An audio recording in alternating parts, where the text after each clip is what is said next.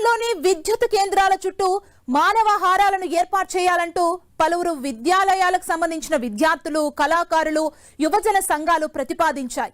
ఇక దీని ప్రకారమే ఉజ్వల భవిష్యత్తు కోసం ఇరాన్ యువత మానవహారం అనే పేరుతో ఈ కార్యక్రమాన్ని చేపట్టినట్లుగా తెలిపారు.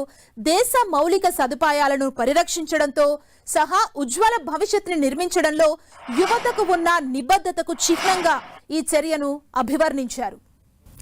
మిడిల్ ఈస్ట్ యుద్ధం నేపథ్యంలో అమెరికా చేసిన కాల్పుల విరమణ ప్రతిపాదనని ఇరాన్ తిరస్కరించింది. పాకిస్తాన్ ద్వారా తన సంపదను తెలియచేసినట్లు ఇరాన్ అధికారిక media Islamic republic news agency తెలిపింది. తాము తాత్కాలిక సంధికి సిద్ధంగా లేమంటూ తేల్చి చెప్పిన ఇరాన్ ఈ యుద్ధాన్ని శాశ్వతంగా ముగించాల్సిన అవసరాన్ని చెప్పింది. ఇక మరోవైపు ఇరాన్ 10 డిమాండ్లను అమెరికా ముందు ఉంచినట్లు సమాచారం.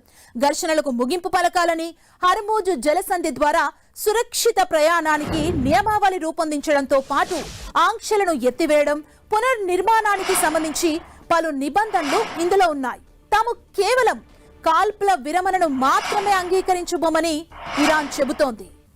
ఇక తమపై మళ్లీ దాడి జరగదనే హామీతో కూడిన యుద్ధం ముగింపుకు మాత్రమే అంగీకరిస్తామంటోంది. ఇక ఇరాన్ ఇంధన మౌలిక సదుపాయాలపై బాంబు దాడులు జరిపేందుకు ట్రంప్ విధించిన గడువు ముగియనున్న నేపథ్యంలో ఇరాన్ స్పందించడం చర్చనీయాంశంగా మారింది.